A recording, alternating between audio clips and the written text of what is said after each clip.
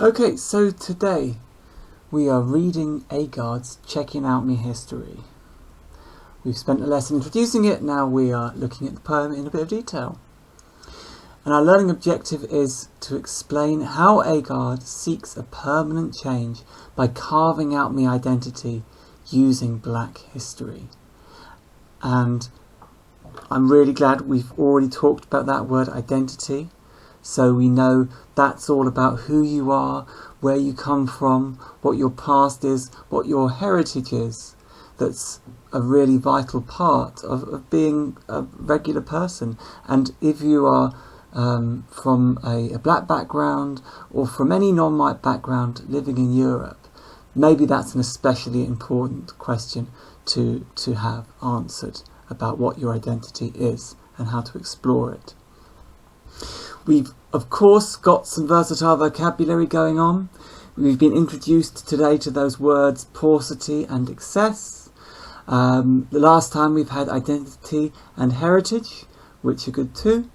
But let's just have in our mind some more of the vocabulary that we've learnt along the way, like tangible and permanent and benevolent, interior and exterior, perpetual, physical and metaphysical. Let's just have those words in our minds so that as we go on and look at this poem in some detail, we can use those words in new ways.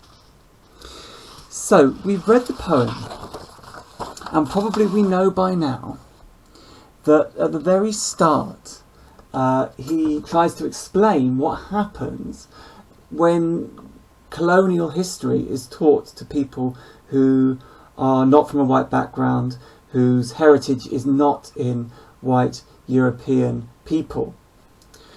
And his idea about what happens there is that it's something destructive, it's something brutal, it's something harsh.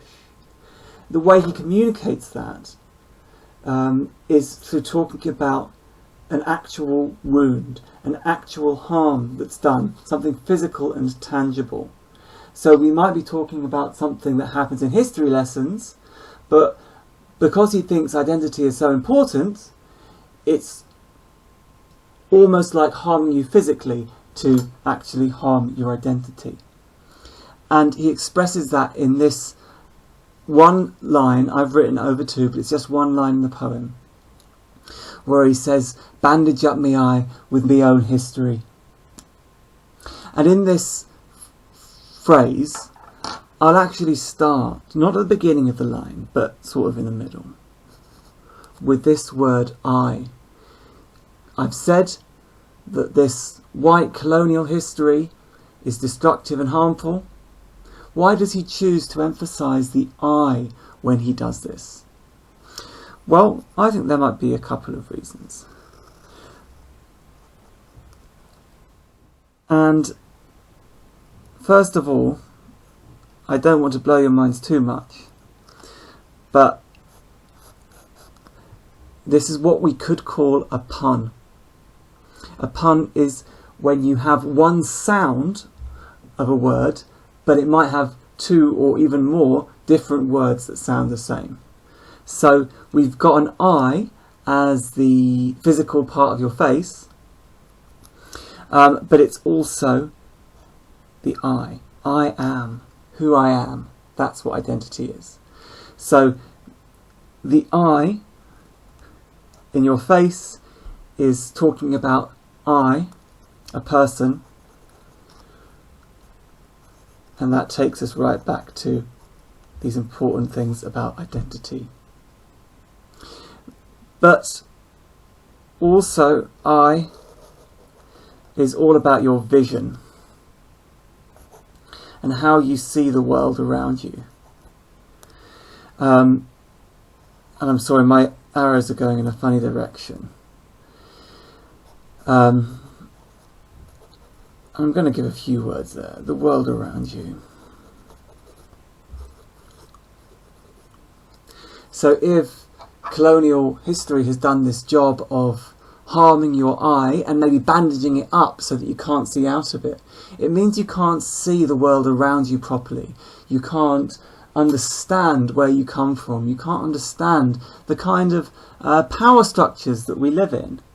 So by not understanding that history, it's preventing his identity from taking the shape he wants, and it's preventing him from having a really proper understanding of the world around him. So I'd say that's why he talks about the I and not some other part of his body, as he could do. By now we should be fairly clear maybe on what he's going to be referring to when he's talking about my own history. This doesn't just mean the things he did when he was a boy. This doesn't just mean his biography, what happened to him as a child, but this is specifically black history. The history of what black people have done to resist oppression, what achievements black people have done in the world, of which of course there's many, but we don't necessarily learn about them at school as much as we should have. So the examples that he gives in this poem,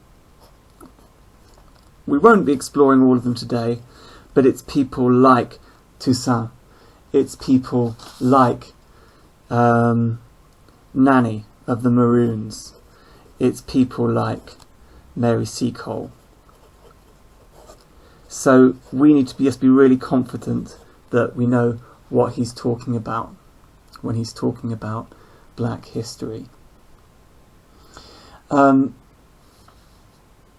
And maybe I'll just give one more annotation on that word bandage, just to repeat really what I've already said.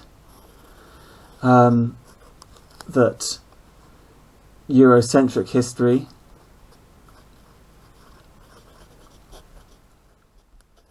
equals damaging or even destructive. Let's go for that word because it's a bit harsher and harder. So it causes all these kinds of problems when you bandage up my eye with my own history.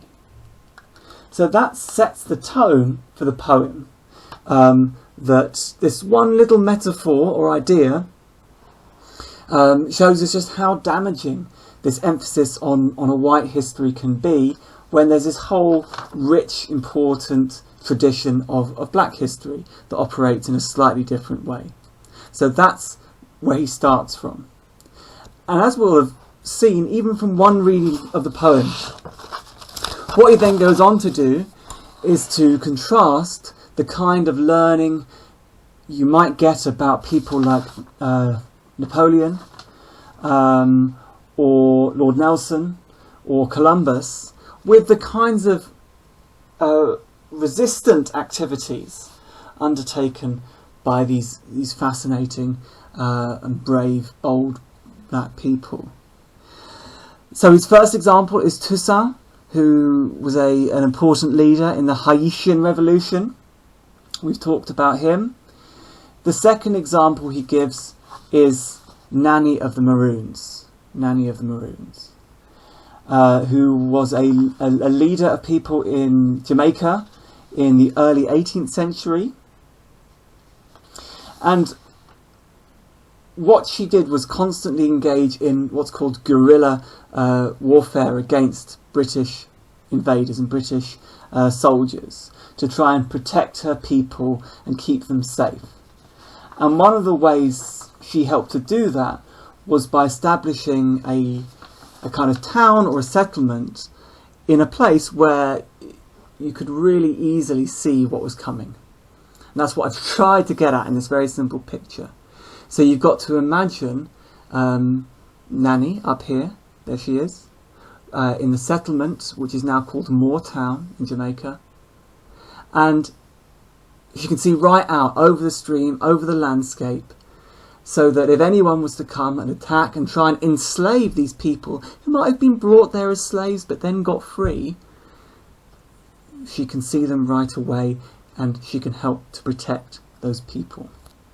So that's what we've got. We've got Nanny of the Maroons, who's playing this amazing role in protecting people. So we see that right away when he describes her as this sea-far woman. And I haven't read the quotation, let me read it out. Nanny is a sea-far woman of mountain dream, fire woman struggle. very rich, interesting language that's being used here. So to say that she is sea-far woman, there's sort of two different layers to that. On the one hand, she is protective. She can look out, see who's coming, and resist invasion from British Army forces. But there's also an element here where Seafar is more than just someone who is protective in that moment. She's also a kind of visionary. She's also looking into the future, thinking about what's going to happen next. And maybe that's something we need from these figures, is not just saying what they've done, but saying what were they establishing that we can continue, and what work could they do. Of course, if she is a firewoman struggle, I've already used that word resist, but clearly there's a lot of resistance going on in what she's doing. And perhaps we could go as far to say she's causing a kind of disruption to colonisation. The colonisation that would be so important for white Europeans to conduct. And I'm sorry to sort of skip from different parts of it, but that gives us a great idea of the kind of person she was. But there's also this wonderful phrase of mountain dream. And we've seen mountains before when we've talked about poetry. And what I love in this expression, and I'm sorry if it's going to confuse everyone, but on the one hand we've got something so tangible and real and authentic, that she's this person who resides on a mountain, just like those mountains in Wordsworth's poem. But also there's something intangible as well, intangible and imaginary in who she is for us now and what she was expecting to do in the future. So to say she's part of this mountain dream, yes, she was doing tangible things. She was resisting and she was helping to protect people around her, being a strategic lookout. But her position is much bigger than that. She has an intangible role that could affect us now and make us think more about what Black history means and what it should mean for us.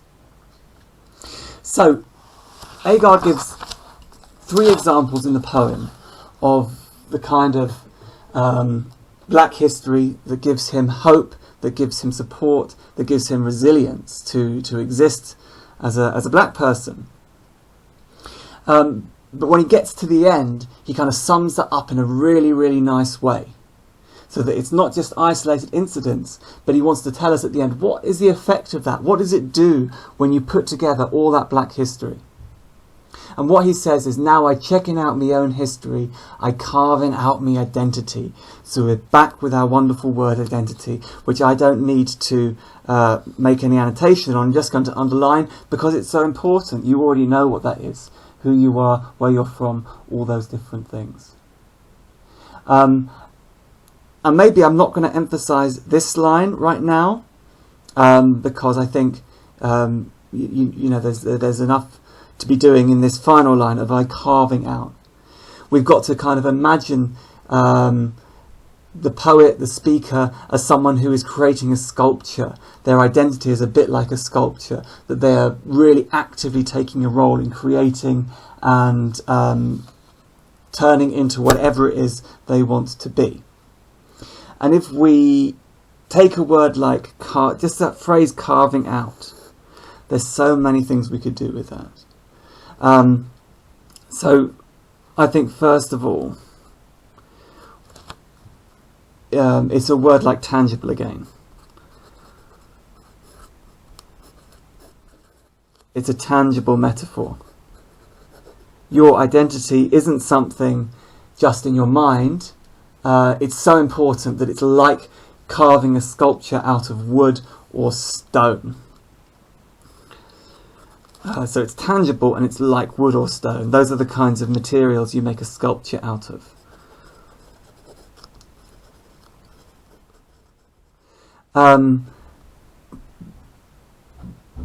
But also, if he's making a sculpture and creating something, it's like a work of art.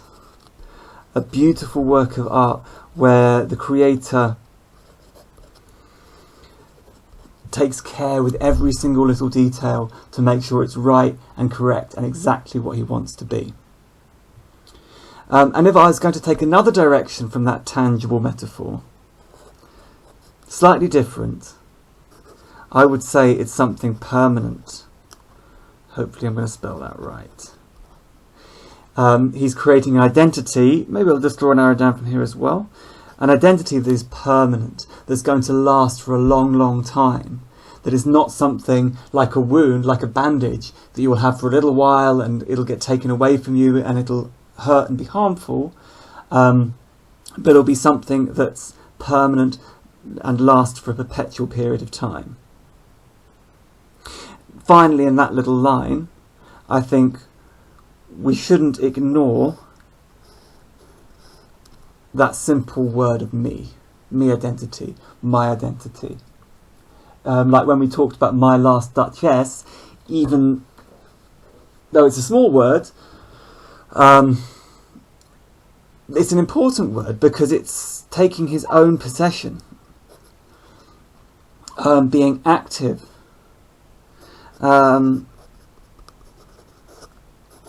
making it meaningful for him.